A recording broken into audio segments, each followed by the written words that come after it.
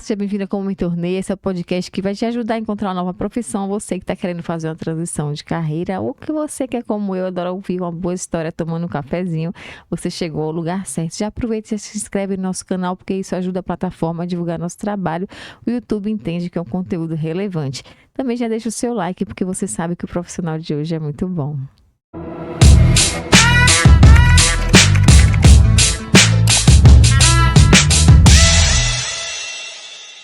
Uma amiga um pouco enrolada hoje, um pouquinho só, flopada, mas eu vou liberar ela. Obrigadíssima por estar aqui hoje com a gente. Trouxe gente, hoje para falar um pouquinho da trajetória dela profissional, mas também como parte do Outubro Rosa, né? Para ela contar um pouquinho da luta que ela travou nesses últimos anos, influenciar cada vez mais e mais pessoas. Obrigada, Gil, por estar aqui. Dá presente primeiro, por favor, para o pessoal. Então, meu nome é Grace Campos, eu tenho 34 anos, sou engenheira de produção, técnica em processos químicos e petroquímicos e paciente oncológica em remissão há 2 anos. Agora eu quero que Gil volte no tempo, Gilzinha. O que Gil queria ser quando crescesse? Eu queria ser médica. Por incrível que pareça, acho que era mais assim, era um gosto muito universal, né? Médica, bailarina, essas coisas assim que todo mundo quer ser. Quando você tem muito a característica assim do cuidar, as pessoas geralmente associam a medicina. Então eu tive meu pai que estava bem doentinho, assim, uma boa parte da minha vida. E aí, como eu cuidava muito, estava muito presente com ele, eu acho que eu associei, assim, a querer ser médica por isso. Mas a vida mostra que esse não é o caminho, né? E Gil já passou por várias coisas, né? Vários cursos, né, Gil? Isso, passei por vários cursos. Essa Grace pequena também, quando passava... Eu lembro que meu pai, quando a gente ia para Alagoinhas, a família de meu pai de Alagoinhas, ele gostava de ir pelo polo. À noite, porque eu ficava encantada, ver aquelas luzezinhas. Tirando o cheirinho. Tirando aquele cheiro. Eu ficava muito encantada com aquele polo todo iluminado e tal. E aí eu ficava me imaginando ali dentro. E eu lembro que quando eu estagiei, que foi a primeira vez que eu entrei no polo petroquímico, no Massari, eu fiz assim, nossa, eu tô aqui. Eu lembro também. Eu tô aqui, eu me emocionei de verdade, assim, meu pai já tinha Alice, as partido. luzes de Natal, né? Isso, nossa, claro que quando a gente tá lá dentro, a gente vê que não é esse conto de fadas, a gente é assim, nossa... Ninguém me contou, então. Ninguém me contou isso, mas eu lembro que eu resgatei aquela criança, assim, na minha primeira experiência dentro da indústria, e eu comecei assim, eu comecei com um curso técnico em processos químicos e petroquímicos. Aonde foi que você fez esse curso? Fiz no Senai. Quanto tempo dura o curso? O curso durou 1 ano e meio, 2 anos, né? Na época, eu não sei se hoje já tem uma duração maior, mas eu saí do ensino médio sem saber ainda o que eu ia fazer. Então, era comum, né? Naquela época, você saía e fazia cursinho. E no cursinho, na metade do cursinho, eu conheci um professor de química e ele falou do curso técnico. Eu nunca tinha imaginado, assim, o técnico. Não, é o boom na indústria e o curso de petroquímica, química e petroquímica é o momento. Passam. Aí eu lembro que eu, no meio do cursinho, fui fazer o curso, a prova do Senai, passei e falei, então... Mas tu estagiou já nessa época? Aí, quando eu terminei o técnico, eu fui fazer estágio na Caraíba, né, que hoje é Paranapanema. Fiz 1 ano lá de estágio. E aí, começou a fazer engenharia já nessa época ou não? Nessa época, quando eu comecei o estágio, eu comecei a fazer engenharia, mas eu fiz engenharia mecatrônica. Lembro, mais ou menos. Eu comecei como engenharia mecatrônica, e aí depois eu fui vendo que eu estava desviando o caminho. Eu tinha uma formação técnica em um segmento e estava, mesmo sendo engenharia, estava me distanciando. Então aí eu mudei a rota, mas assim, eu já tinha feito a metade do curso. Mas aí eu recalculei. Foi inclusive, sempre, eu acho interessante que é sempre orientação de professores. É mesmo. No técnico, o técnico foi um professor que deu uma dica. A engenharia de produção foi um professor, um ex-professor do curso técnico que também falou assim, não, eu acho que O perfil. Engenharia de produção, você tem um perfil mais... É sempre... Eu vejo os professores muito mentores mesmo, assim. E você estava trabalhando já na área, Gil? Já estava trabalhando na área. E aí é um desafio, né? Estudar e trabalhar. É nada. Não, aí... Isso aí. Ainda mais engenharia. E ainda mais engenharia. Foi luta. Terminou a graduação, fez outro curso. Terminei a graduação, fiz MBA em Sistema de Gestão Integrada e Qualidade, porque aí foi o que eu me encantei. Qualidade. Quando eu estagiei, eu conheci um pouquinho de qualidade, né? Mas aí, muito naquela parte na teoria. E na faculdade, eu me aprofundei mais nesse universo. Eu falei, poxa, é uma área boa. Quero saber um pouquinho mais. É mesmo, aquela, geralmente é o povo mais chatinho, né? Da fábrica, brincadeira. Anete, eu te amo. É, um povo Geralmente é chato, povo que mas o que ninguém faz gosta, né? a coisa acontecer. E aí, Gil, você trabalhando já, aí vamos entrar agora na questão do diagnóstico. Como é que foi isso? Como é que... Exatamente, eu recebi o diagnóstico Novinha, com quantos anos? 31 anos. Eita, E aí, não, digamos que no auge da vida profissional. Você tá ali cheio de planos, de projetos, de coisas que eu vou fazer. E de repente, de uma hora para outra, você recebe um o diagnóstico. autoexame. Foi exame de rotina. Eu sempre tive minha saúde como prioridade. E sempre fiz investigação, né? Porque minha mãe teve câncer de mama, mesmo não tendo no teste genético indicado nenhum risco para câncer de mama, mas eu sempre fiquei muito Você já atenta. tinha feito os testes genéticos? Já tinha feito o teste genético. Com 27 anos eu tinha feito, para investigar, para ver se eu tinha alguma predisposição a câncer, já que minha mãe teve na pré-menopausa. Eu tenho uma tia também, irmã dela, que teve também na pré-menopausa, então tudo indicaria que, né, tinha uma predisposição, mas não foi identificado nenhuma mutação, nem em mim, nem minha mãe, que pudesse indicar. Mas, né, fatores externos, Sim, né, sim. existem N possibilidades. Aconteceu com 31 anos. Aí você foi fazer, qual foi o exame? Ultrassom ou mamografia? Ultrassom. Exame de rotina. Ginecologista que pediu ultrassom e aí tal. Viu um negocinho. Vi um nódulo, levei no mastologista, vamos acompanhar. E aí, nesse processo, esse nódulo em especial teve um comportamento anormal. Ele crescia muito rápido. Tava bem no início, quando você viu. Foi no início, mas assim, foi um início, mas foi bem acelerado. E aí, nesse processo de investigação, eu cheguei a fazer cirurgia. E aí, na cirurgia que foi descoberta, né? Após a cirurgia... Não fez a biópsia antes? Fiz biópsia, fiz uma outra coleta, várias investigações que não deram inconclusivos. Então, foi depois da cirurgia que eu recebi o diagnóstico, de fato, de... Durou quanto tempo, mais ou menos, esse processo? Esse processo, ele durou uns 6 meses até a cirurgia. E a cabeça, como é que fica? Eu fui fazer a cirurgia para tirar um tumor, né? Um tumor que não tinha nenhuma característica, né? Não tinha sido apresentado, ia levar para estudos, mas assim, sempre acreditando que não seria nada muito grave. Então, era só lidar com uma cirurgia que tinha uma certa complexidade.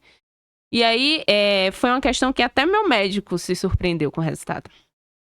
Né? Foi uma surpresa para todo mundo quando saiu o resultado, né, da biópsia do tumor, que deu o carcinoma.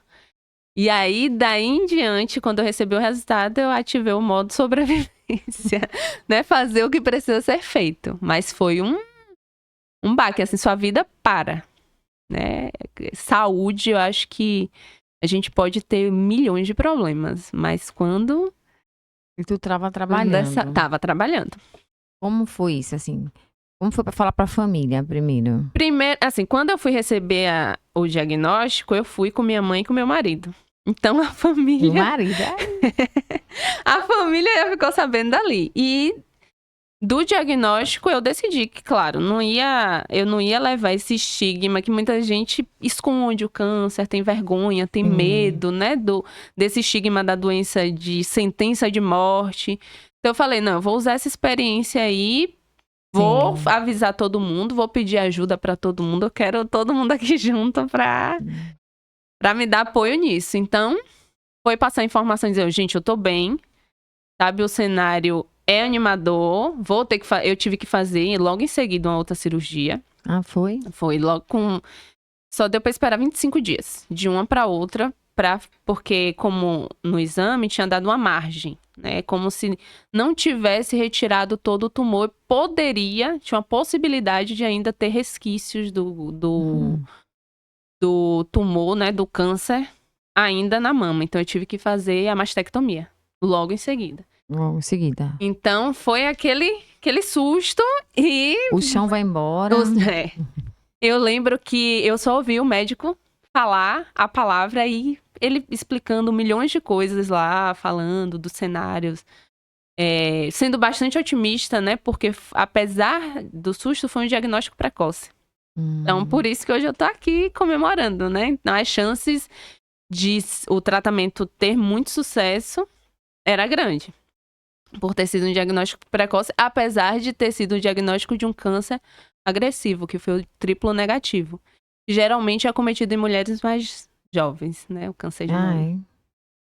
E aí, vamos fazer o que precisa ser feito. O que é que precisa ser feito? Vamos lá, nesse início. No início, eu fiz a cirurgia e aí eu tinha 31 anos e eu não tenho filho até hoje. Então, a pergunta foi... Você tá novinha ainda. 34, né? Mulher, eu tive Lucas com 34. Eu lembro disso. Aí eu falei, Juliana teve. Então, eu posso esperar aí meus 35, não vai estar tudo certo. Aí foi porque... Ramon quer ter mais uns 2 ainda. Eu posso tentar já vir gêmeos, né? Pra já otimizar o tempo. Maurício. Aí eu tive que congelar os óvulos. Foi. Porque o tratamento, tanto o tratamento pode causar esterilidade, quanto mas é uma boa dica, a idade. Né? Quanto a idade. Então, nesse processo de curativo, né, da cirurgia da mama, eu já tive que fazer a coleta, tudo muito rápido. É muita injeção na barriga. Você fica uns 12 dias, assim, indo a cada 3 dias na clínica fazer transvaginal para ver o desenvolvimento dos óvulos e tal. E faz uma coleta como uma cirurgia mesmo. Sedação e tal. Só no dia anterior que você sente um peso no pé da barriga. Não sei se é essa sensação de quem engravida. Mas é um negócio meio estranho. Você não pode dar tombo, algumas coisas assim. E aí coleta e congela e tá lá. Congelado. Ao mesmo tempo que você tinha feito a cirurgia. Ao mesmo tempo fiz a cirurgia. Como é o pós-cirúrgico? O pós-cirúrgico é um pouco diferente de alguns... como botar silicone? Exatamente. Porque assim, você retira a mama, são os mesmos cuidados. Você tem que usar aquele sutiã de compressão, tem que fazer a fisioterapia, os movimentos e tal. É o mesmo cenário de quem coloca uma prótese. Até então você não tinha feito nada de químio ainda? Não, nada de químio. Aí, assim que eu coletei os óvulos, eu iniciei as quimioterapias. E foram 16 sessões. 16, foi meu. 16 sessões. Karina teve aqui, depois quem, né, quiser assista o de Karina, tá muito bom também. Ela começou ao contrário, ela começou com as químios, fez 6 sessões de químio e depois a cirurgia. Então, acho que para cada tipo, né? Isso. E cada tipo e cada pessoa. O tratamento de câncer, porque a gente costuma querer se comparar, né? Pô, recebi o diagnóstico, vou ver pessoas que tiveram o mesmo tipo, como é que faz o tratamento. E é muito pessoal, né? Pessoal, É muito assim, de como o seu organismo vai conseguir, como foi descoberto. Por exemplo, o meu foi descoberto depois de uma cirurgia. Então, era muito mais viável operar novamente, fazer logo a mastectomia, do que aguardar esse tempo todo. Então, assim, tem pessoas que geralmente iniciam com a quimioterapia, que tem uma redução do tumor, para depois fazer a cirurgia. Então, aí depende de N fatores, da idade, da saúde daquela pessoa. E comigo a ordem foi inverso ao que geralmente é feito. E aí, então você começou a fazer a químio. Como foi? Aí você estava afastada já da empresa, Gil? Como é que funciona isso? Eu tinha saído para fazer uma cirurgia para retornar. É verdade. Eu tinha saído só pra fazer a cirurgia. Então era assim, aquele atestado de 15 dias, mesmo para voltar, porque assim, você faz cirurgia hoje em dia, você não tem muita limitação, né? Então eu fui surpreendida com 7 dias da cirurgia que saiu o resultado. E aí tudo mudou. Tem a possibilidade de você você pode... de empresa, não lembra mais de nada, né? Você não lembra mais de nada. Mas assim, a empresa que eu tava me deu a possibilidade de, se você quiser continuar trabalhando, ou posso ir pelo INSS, né? Porque tem os direitos do paciente oncológico. E eu continuei trabalhando por orientação de meu oncologista. Oi? Ela falou assim, se você quiser e tiver a possibilidade, essa flexibilidade, é bom pra cabeça não ficar só pensando na doença. No tratamento e tal, vá até ver até onde você consegue. Como eram as químios? Qual era a rotina da químio? No início, as 12 primeiras eram semanais. Então, toda semana eu fazia. Aí, no dia que eu fazia a medicação, uns 3 dias eu ficava mais letárgica e depois já ficava assim mais disposta. Então, eu fazia a medicação num dia, no outro eu não ia trabalhar. Aí, no terceiro dia, eu conseguia ir trabalhar. E assim ficou nas primeiras. Porque o tratamento de câncer, ele tem um efeito... É diferente de qualquer tratamento médico. Você tá, sei lá, você tá com uma virose e você tá com o corpo abatido, você vai tomar uma medicação e cada dia que você toma, você melhora. Só que a quimioterapia é o contrário. Então, o efeito é acumulativo. Então, quanto mais sessões vão passando, o seu corpo vai ficando mais debilitado. Então, no início, eu conseguia ter uma vida relativamente normal. Eu ia no trabalho e depois eu fui percebendo que meu corpo já não estava aguentando. Então, eu andava na área, assim, dava 3 passos, parecia que eu estava correndo a maratona. Parava, aí andava um pouquinho. E aí, eu fui percebendo que meu corpo já não estava mais... aguentando manter essa rotina aí de... De polo também é pesado. De indústria. Já é pesado normalmente. De ruído, de máquina. É muito... Apesar de que todo o ambiente me acolheu, né? As pessoas tendem a acolher a pessoa que tá mais debilitada.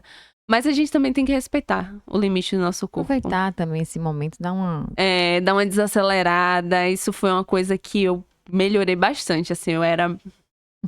Né? Quando a gente trabalha na indústria, parece que liga um motorzinho, que a gente acha que tudo na vida tem que ser muito rápido. Tem que ser pra onde? Linha de produção. Aqui, gente, tá perdendo tempo é dinheiro. É a sociedade do desempenho. Tem que ter desempenho. Tem que ter produtividade, tem que render. E aí eu desacelerei. Falei, não, agora é meu momento, eu tô no modo sobrevivência, vou fazer tudo o que precisa ser feito. Foram 16 sessões. Então, 16 sessões. E o cabelo, Gil? Nas 12 primeiras, que foi chamada da quimioterapia branca, que assim, as pessoas dizem que é mais leve, é um tipo de medicação. Mais light. Não é mais leve, porque assim, é porque seu corpo ainda está saudável. Se fosse o contrário, né, a vermelha primeiro antes da branca, talvez eu achasse que a vermelha era mais leve, mas aí é mesmo o organismo recebendo a medicação. Então, no começo eu tinha mais disposição e tal, e eu usava a touca de crioterapia, que é a touca de gelo. Sim. Pra manter o cabelo. Então, que é horrível, né? Horrível. Eu cortei o cabelo assim quando eu recebi o diagnóstico. Eu falei, tá. É a melhor coisa. Vai cair, eu preciso acostumar sem cabelo. É tanto que eu tô aqui. 2 anos, amei, adorei. Tô doida pra cortar o meu assim também. Ótimo, minha filha, a melhor coisa que você faz na sua... Janeiro, vou meter o nevô aí. A melhor coisa que você faz na vida. Isso daqui é muito no carnaval. Você vai amar, você não vai querer mais criar cabelo. Vai ficar linda. E aí eu já fui pra ir me adaptando, só que aí deixa eu ver a experiência da crioterapia pra ver se dá certo. Só que é muito desconfortável. É muito gelado, é um gelo ali na sua cabeça e tal. Eu ainda fiquei eu ia todos os dias, não, vou desistir desse negócio aqui, não vai dar certo e tal. Eu aguentei as 12 primeiras, porque assim, não ia cair o cabelo todo. Ele caía, mas ele não caía bastante, assim, de ficar com buracos, com aquela coisa. Assim, eu lavava o cabelo, vinha uma quantidade muito maior do que o normal nas mãos, mas assim, não chegava a ficar 100% careca. E aí, quando eu terminei essas 12, que eram semanais, que eu fui pra a quimioterapia vermelha, né? Que é a cada 15 dias, porque aí o corpo, ele exige muito mais do corpo. Eu tenho que fortalecer, tomar uma medicação pra fortalecer a medula, por exemplo. Dentista também tem que ter um acompanhamento. Isso, do né? dentista, tudo isso. Aí eu decidi que antes de começar a vermelha, eu já passei a máquina. Também. Aí eu chamei meus amigos lá em casa e falei, e aí, vamos raspar o cabelo? E aí eu já cheguei no dia da sessão, eu ainda tinha cabelo. Eu falei, não, vamos tirar. Eu já cheguei careca. O kit lá da crioterapia já tava todo me esperando. Quando eu cheguei, o pessoal, Não precisa precisa não, já deixa não tem. Pra próxima. Já não tem mais cabelo, deixa aí. E aí, assim, pra mim não foi sofrido perder o cabelo. Acho que foi a parte mais fácil de todo esse processo. Que eu acho que, por exemplo, a experiência de minha mãe sofreu quando ela teve. Minha mãe, a única pessoa que viu minha mãe careca, de fato, fui eu. Uma vez ela tirou a peruca, me mostrou, e eu tirei uma foto e a gente guardou, que ela me mostrou um dia desses, quando eu raspei a minha cabeça. Mas assim, pra ela foi a principal questão. Perder o cabelo. Pra mim foi divertidíssimo. É uma outra geração. Sim. Né? Porque mulher de cabelo curto é estiloso, careca é estiloso. Teve gente que... Teve um São João que eu tava careca ainda da quimioterapia e chegaram pra um amigo meu assim, fez assim, nossa, sua amiga é super estilosa. Ai, adorei. Sua amiga é super estilosa, né? Massa. Adorei o cabelo dela assim, nossa, que descolada ele. Então, é porque ela vai... Nossa, acho que ele queria abrir um buraco no chão, né? Então, é porque ela tá com câncer. Ai, meu Deus, me desculpe, não. Mas assim, é porque hoje em dia, né, você tá ali.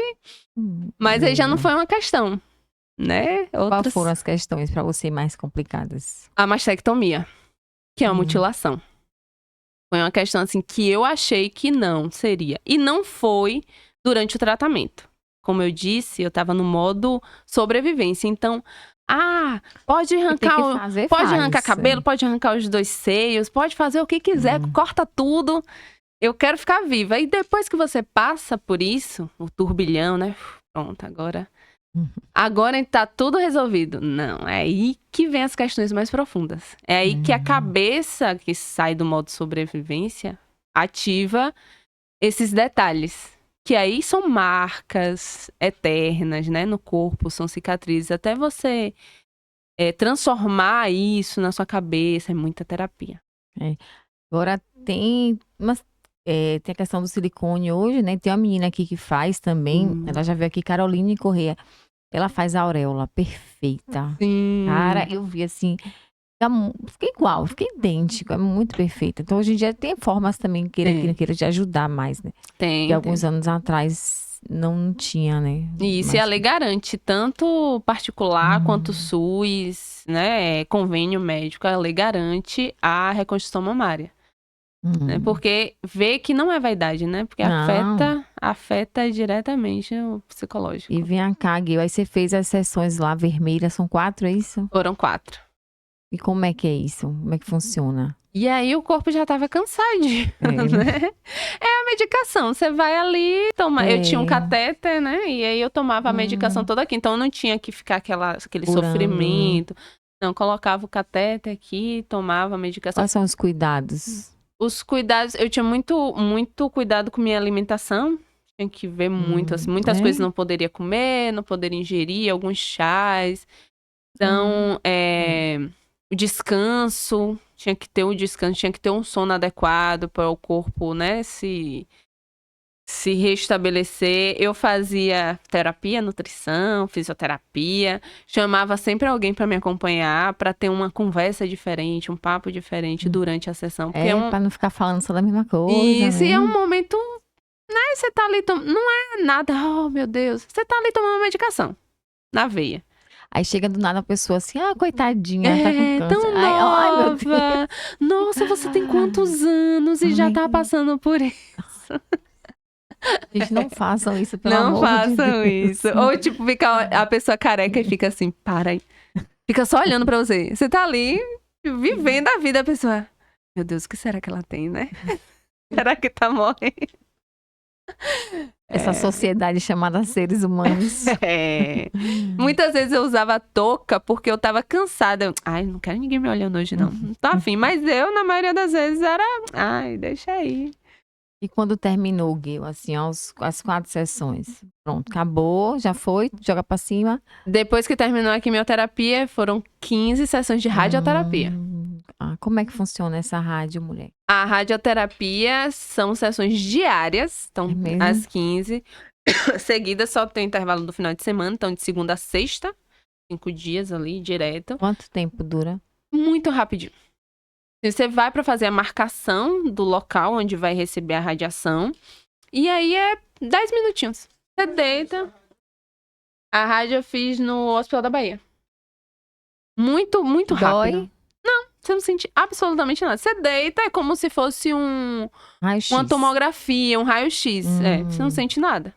Deita lá, rapidinho, não é 10 minutos, é menos de 10 minutos. É o tempo de uma música, porque geralmente eu pedia pra botar uma música. Aí eu escolhi uma música lá, se você quiser. Aí eu escolhi uma música e era o tempo de uma música e já acabou. Ia pra casa todos os dias. Só que assim, esse deslocamento, né, de ter que ir... Sim, era chatinho. Para que o corpo ainda tá mais cansadinho, aí era bem cansativo, mas foi rápido também. E era só nessa região? Só no foco, ali onde ele demarca antes, né? Só recebe naquele. É tanto que você não pode se mover muito pra não sair. Tudo muito calculado.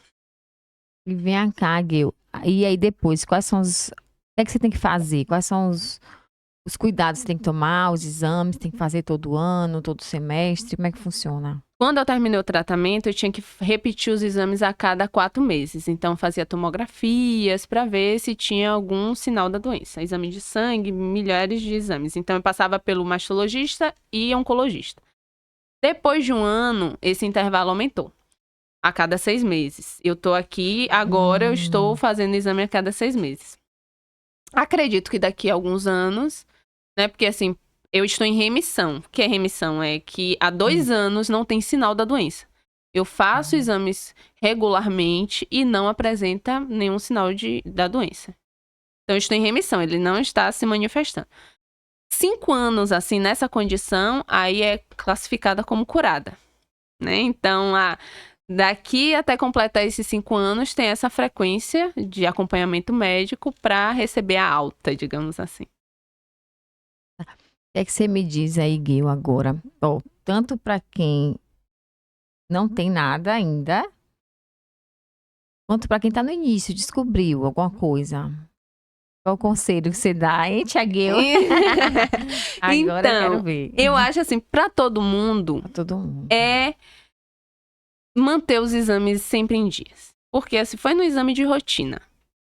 E quanto mais cedo você descobre, melhor as possibilidades de cura. E o tratamento de câncer cada dia é mais moderno. Cada dia descobrem mais coisas para a cura, para o tratamento curativo. Então, não é uma sentença de morte. Carol teve aqui, né? Carol Valverde, que ela é mastologista. Agora. Ela falou também um pouquinho. Hoje em dia, graças a Deus, né? Isso. A estatística tá ajudando bastante. Bastante. E aí, quanto mais cedo você descobre, melhor. Então, assim, não adianta... tem muito isso, né? Gente, é melhor não ir no médico, porque quando vai no médico, é só pra descobrir doença. Que bom que descubra logo cedo do que você ser surpreendido com a doença mais avançada. E assim, poxa, fui diagnosticada com a doença metastática, já está no estágio mais avançado também. Assim, não é motivo de desespero. Claro que a mente da gente já é uma doença, mas existem milhares de pessoas que vivem com câncer metastático, com câncer em tratamento paliativo com qualidade de vida. Então, nós temos a ciência aí para mostrar que tudo é possível. Então, não tenha medo, tenha muita fé, né? Busque a rede de apoio, busque a fé, sua crença, independente do que for, e faça o tratamento. Então, também não adianta você se sustentar só na fé, no apoio tem que fazer o tratamento, porque assim, independente do que você acredite, é a ciência que vai trazer, né, a sua cura, ou o que quer que seja. Então, a gente tem que fazer exame. E assim, e tem um mito do autoexame, né? Que a campanha, geralmente, ela fala assim, faça o autoexame, faça o autoexame. E muitos dos cânceres, eles não dão sinal. Às vezes eu não vou conseguir apalpar um nódulo. É verdade. Então, nem só o autoexame. Você tem que fazer exames associados. Então eu vou fazer mamografia, mas eu não tenho idade. Eu não descobri com mamografia. Eu descobri indo na ginecologista, que ela apalpou, ela viu, vou passar ultrassom, que geralmente passa, né? Identificamos aqui o nódulo. E doía esse nódulo, viu? Quando ele começou a crescer, começou a doer. Porque como eu tenho uma mama pequena, né? Quando o tumor, ele cresceu bastante. Não, esse tumor que cresceu, ele não era um tumor maligno. O câncer, ele estava escondidinho nele. Então, era bem pequeno. O tumor cancerígeno mesmo, ele era pequeno. Esse que cresceu, não era. É como se ele estivesse avisando, né, que tinha alguma coisa ali errada. O que cresceu, ele cresceu bastante. Acho que chegou a uns 6 centímetros. Ele ficou bem grande mesmo, dolorido e tal. E aí, foi pra remover ele que acabou descobrindo o carcinoma. É isso. Eu, minha filha, só assim pra te ver, não, né? Né? Quantos anos, né? Quanto tempo. Pois é, você nem conheceu o Pedrinho ainda. Tia ingrata. Obrigadíssima, viu, Gui? Adorei conversar contigo mesmo. A gente acabou que nunca parou pra bater papo nesse papo assim, né? Verdade. Conversar. Às vezes a gente conversa de outras coisas e acaba não conversando sobre certas coisas. Mas você sabe que eu tô aqui, qualquer coisa, né? Sim. A gente sabe que a vida do adulto, do adulto é isso. Mas a gente tá aqui sempre. Deus abençoe aí. Amém. E venham os meninos logo aí pra fazer companhia por meu, né? Porque meu filho tá bagunçando tudo sozinho, não dá certo, quando tiver filho, os seus já vão estar grandes. Não invente, não. Adiante seu lado. Maurício, adiante seu lado. Eu estarei sempre disponível, assim. Eu passei pelo câncer e eu busquei ter um propósito, né, na vida. Então, que eu use essa experiência pra estar alertando, fazendo campanhas. Então, assim, quem me convidar, eu tô colada, se for pra alertar. É importante porque muita gente ainda tem na cabeça, né, que o diagnóstico é uma sentença. Sim. E aí você vendo, você trazendo de uma forma leve, conversando, mostrando que deu tudo certo, sabe? A estatística mostra que provavelmente vai dar certo também. Sim. Dá uma força, né, pra galera que tá passando, com certeza. E não é romantizando, muito pelo contrário, assim, não quero nunca romantizar a doença, mas a gente tem que acreditar e tem que fazer o que precisa ser feito. Né? Fazer o que precisa ser feito, exatamente. É isso. Exatamente. Obrigada, Gil. Eu que agradeço, amiga. Eu também te amo muito, muito feliz de estar aqui nesse projeto lindo. Mas tá maluquice. Não. Já também o podcast da Karina Rego e da Carol Valverde, mastologista, que vocês vão gostar, ver as outras atividades e outras profissões. Segue ela, Grace CF Campos. E @como eu me tornei. E assim, com certeza aí o canal, YouTube, o Instagram vai entender que nosso conteúdo é relevante e vai chegar para cada vez mais e mais pessoas. Beijo, fiquem com Deus.